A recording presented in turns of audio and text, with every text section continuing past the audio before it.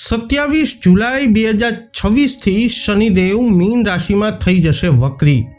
તો આગામી સમયમાં 11 ડિસેમ્બર સુધીના સમયમાં તમારી રાશિ પર શનિદેવનો વક્રી ગોચરનો કેવો થશે પ્રભાવ, આ વિડીયોમાં ચર્ચા કરીશું મકર, કુંભ તથા મીન રાશિના જાતકોની। તો નમસ્કાર મિત્રો, અંબા એસ્ટ્રોલોજી ગુજરાતી ચેનલમાં આપ બધાનું ખૂબ ખૂબ હાર્દિક સ્વાગત છે। મિત્રો, આ વિડીયોને લાઇક અને શેર અવશ્ય કરજો, અમારી ચેનલને સબસ્ક્રાઇબ કરી લેજો। જ્યોતિષને લગતા મૂંઝવતા પ્રશ્નોના સમાધાન માટે તમે અમારો સંપર્ક અવશ્યથી કરી શકો છો। મિત્રો, વૈદિક જ્યોતિષ શાસ્ત્ર અનુસાર ન્યાયાધીશ શનિદેવ એ દર 2.5 વર્ષે રાશિ પરિવર્તન કરે છે। શનિ જ્યારે રાશિ બદલે છે તો લોકોના જીવનમાં ઉથલપાથલ સર્જાઈ જાય છે। 29 માર્ચથી શનિદેવ કુંભ રાશિમાંથી મીન રાશિમાં ગોચર શરૂ કર્યું હતું અને હવે શનિદેવ 27 જુલાઈ 2026ની રાત્રે 10 કલાક અને 21 મિનિટે મીન રાશિમાં વક્રી થવા જઈ રહ્યા છે અને 11 ડિસેમ્બર સુધી વક્રી રહેવાના છે। શનિના આ વક્રી ગોચરથી તમારી રાશિ પર શું થઈ શકે છે પ્રભાવ, તમારા જીવનમાં શું થઈ શકે છે મોટા બદલાવ, એ બધું જ વિગતવાર તમને જણાવીશું। તો આ વિડીયોમાં અંત સુધી અમારી સાથે અવશ્યથી જોડાયેલા રહેજો। સર્વપ્રથમ ચર્ચા કરી લઈએ જેમના નામના અક્ષરો હોય છે ખ અને જ, મકર રાશિ। મકર રાશિના લોકો માટે શનિ જે તમારી લગ્ન કી રાશિના સ્વામી છે તે તમારી કુંડળીમાં બીજા ભાવના પણ સ્વામી છે। તે તમારા ત્રીજા ભાવમાં ગોચર કરતી વખતે હવે વક્રી થવાના છે, કારણ કે ત્રીજા ભાવમાં શનિના ગોચરને સકારાત્મક પરિણામો આપતું માનવામાં આવે છે અને ત્રીજા ભાવમાં ગોચર કરતી વખતે શનિ વક્રી થયા છે। તે સ્વાભાવિક છે કે શુભતાની ગતિ ધીમી પડી શકે છે અથવા શુભતાની દિશા બદલાઈ શકે છે। આનો અર્થ એ છે કે શનિની વક્રી ગતિ તમને થોડું નુકસાન પહોંચાડી શકે છે। થોડું નુકસાન શબ્દનો ઉપયોગ કરી રહ્યા છીએ કારણ કે શનિ હજુ પણ ત્રીજા ભાવમાં છે। જે લોકો તમને સારા પરિણામો આપવા માંગે છે તેઓ તેમની દિશા બદલી શકે છે અથવા તેમની ગતિ ધીમી પડી શકે છે, પરંતુ તમને હજુ પણ સારા પરિણામો મળતા રહેશે કારણ કે તમારા લગ્ન અથવા રાશિના સ્વામી શનિ પણ વક્રી છે। આ વક્રી સમયગાળા દરમિયાન તમારા સ્વાસ્થ્યનું ધ્યાન રાખવું તમારા માટે મહત્વપૂર્ણ રહેશે। તમારે મિત્રો, ભાઈઓ અને પાડોશીઓ સાથે પણ સંબંધો જાળવવાની જરૂર પડશે। જ્યારે તમે આ સંબંધો જાળવી રાખશો ત્યારે જ તમે સ્પર્ધાત્મક કાર્યોમાં સફળ થશો અથવા તમારા વિરોધીઓને પાછળ છોડી શકશો। જો તમને ગમે ત્યાંથી કોઈ સમાચાર મળે તો તેના પર પ્રતિક્રિયા આપતા પહેલાં તેની સત્યતા ચકાસી લો અને સાથે મળીને કામ કરવાનો પ્રયત્ન કરો। એકબીજા સાથે ગેરસમજણો હોય તો ટાળો, તો જ તમે સારા વધુ પરિણામો પ્રાપ્ત કરી શકશો। જો કે લગ્ન કે રાશિના સ્વામીની વક્રી ગતિને કારણે તમારા સ્વાસ્થ્યનું ધ્યાન રાખવું મહત્વપૂર્ણ છે।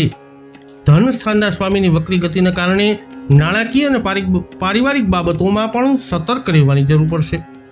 સરળ શબ્દોમાં કહીએ તો શનિની વક્રી ગતિ તમને કોઈ નુકસાન પહોંચાડશે નહીં, ફક્ત નફાનો ગ્રાફ થોડો ઘટાડી શકે છે।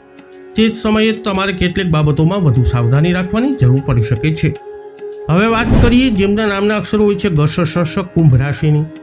તો કુંભ રાશિ માટે શનિ ફક્ત તમારા લગ્ન કે રાશિ ચિહ્નના સ્વામી નહીં પરંતુ 12મા ભાવના પણ સ્વામી છે। તમારા બીજા ભાવમાંથી ગોચર કરતી વખતે તે વક્રી થઈ રહ્યા છે। આ વક્રી મિશ્ર પરિણામો લાવી શકે છે। લગ્ન કે રાશિનું વક્રી થવું કેટલીક બાબતોમાં મુશ્કેલી અને નબળાઈ દર્શાવે છે, પરંતુ શનિની સાડાસાતીનો અંતિમ તબક્કા દરમિયાન તેનું વક્રી થવું કેટલીક મુશ્કેલીઓ દૂર થવાનું પણ સૂચવે છે। તેથી તમે મિશ્ર પરિણામોનો અનુભવ કરી શકો છો। તમને કૌટુંબિક અશાંતિનો ઉકેલ મળી શકે છે, તમને તમારી નાણાકીય પરિસ્થિતિનો ઉકેલ પણ મળી શકે છે। આનો અર્થ એ છે કે તમને નાણાકીય નુકસાન અટકાવવા અને તમારા પરિવારમાં સુમેળ લાવવાનો માર્ગ શોધી શકો છો। જો તમને આંખ કે દાંતને લગતી સમસ્યા હોય તો વધુ સારો ઉકેલ તેનો મળી શકે છે। જો શનિની વક્રી ગતિના કારણે તમારા અને તમારા પરિવાર વચ્ચે કોઈ શારીરિક કે માનસિક અંતર વધી ગયું હોય તો તે અંતર ઘટી શકે છે। જો કે શનિની વક્રી ગતિ કેટલાક સ્વાસ્થ્ય સમસ્યાઓનું કારણ પણ બની શકે છે, તેથી તમારે આ બાબતે સાવધાની રાખવી જરૂરી પડી શકે છે। વિદેશમાં રહેતા અથવા વિદેશ સંબંધિત ક્ષેત્રોમાં કામ કરતા લોકો પણ કેટલાક અવરોધોનો સામનો કરી શકે છે। આનો અર્થ એ છે કે શનિની વક્રી ગતિ મિશ્ર પરિણામો તમારા માટે લાવી શકે છે। અંતમાં વાત કરીએ જેમના નામના અક્ષરો હોય છે દ, ચ, ઝ, થ, મીન રાશિની। મીન રાશિના લોકો માટે શનિ તમારી કુંડળીમાં નફા સ્થાન એટલે કે 11મા સ્થાન અને વ્યય સ્થાન એટલે કે 12મા ભાવના સ્વામી છે. 11મા અને 12મા ભાવના સ્વામી એ તમારા પ્રથમ સ્થાનમાં તમારી રાશિમાંથી ગોચર કરતી વખતે વક્રી થઈ રહ્યા છે. પહેલા ભાવમાં શનિનું ગોચર શુભ માનવામાં આવતું નથી. લગ્ન કુંડળીથી આ પણ સારી સ્થિતિ નથી. ચંદ્ર કુંડળીથી આ 7.5નો બીજો તબક્કો છે. તેથી શનિની નકારાત્મકતા અમુક અંશે ઓછી થઈ શકે છે. પરંતુ પ્રથમ ભાવમાં શનિની વક્રી પણ પ્રતિકૂળ માનવામાં આવે છે. જેમને પહેલેથી જ સ્વાસ્થ્ય સમસ્યાઓ હતી તેનો ઉકેલ મળી શકે છે, પરંતુ નવી સ્વાસ્થ્ય સમસ્યાઓ ઊભી થઈ શકે છે. તેવી જ રીતે આવકના માર્ગમાં અવરોધો દૂર થઈ શકે છે, પરંતુ અન્ય અવરોધો પણ ઊભા થઈ શકે છે. વિદેશ યાત્રા સંબંધિત બાબતોમાં પણ આવા જ પરિણામો જોવા મળી શકે છે. આનો અર્થ એ છે કે શનિની વક્રી ગતિ જૂની સમસ્યાઓનો ઉકેલનો સંકેત હોઈ શકે છે, પરંતુ નવી સમસ્યાઓનો ઉદ્ભવનો સંકેત પણ હોય. એકંદરે આ સમયગાળા દરમિયાન તમારે તમારા સ્વાસ્થ્યનું ધ્યાન રાખવું જોઈએ. તમારા ભાઈ બહેનો સાથે સંબંધો જાળવી રાખવાનો પ્રયત્ન કરવો જોઈએ. જો વિદેશમાં નવી યાત્રા અથવા લાંબી યાત્રા ખરેખર જરૂરી હોય તો જ જવું જોઈએ. જો કે જો ગયા વિના પણ વસ્તુઓ થઈ શકે છે તો શનિની વક્રી સમયગાળા દરમિયાન પહેલીવાર વિદેશ યાત્રા કરવાની કોઈ પણ યોજના રદ કરવી શ્રેષ્ઠ રહેશે. જો તમે દૂર રહેતા હો અને કોઈ કારણસર ઘરે પાછા ફર્યા હોય અને કામ પર પાછા ફરવા માંગતા હો તો કોઈ પ્રતિબંધ નથી.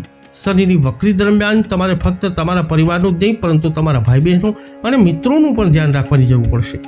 બિનજરૂરી આળસ કરવાનું ટાળો. નાણાકીય વ્યવસ્થાપન પર ખાસ ધ્યાન આપવાની જરૂર છે. એવું કંઈ કરવાનું ટાળો જે બદનામી તરફ દોરી શકે. આનો અર્થ એ છે કે શનિની વક્રી ગતિ કેટલાક ફાયદા અને કેટલાક નુકસાન તમારા માટે લાવી શકે છે, પરંતુ આ સમયગાળા દરમિયાન બધી બાબતોમાં સંપૂર્ણ તકેદારી રાખવી જરૂરી છે.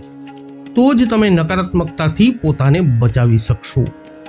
તો મકર, કુંભ તથા મીન રાશિના જાતકો વૈદિક જ્યોતિષશાસ્ત્ર અનુસાર 27 જુલાઈથી લઈ 11 ડિસેમ્બર સુધી શનિની વક્રી ચાલ તમારી રાશિ પર કંઈક આવા કરી શકે છે બદલાવ.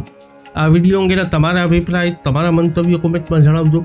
વિડીયોને લાઇક કરજો, શેર કરજો. હજુ સુધી આપે અમારી ચેનલને સબસ્ક્રાઇબ નથી કરી તો અવશ્ય કરી લેજો. ફરી મળીશું નવા વિડીયોમાં. જય અંબે.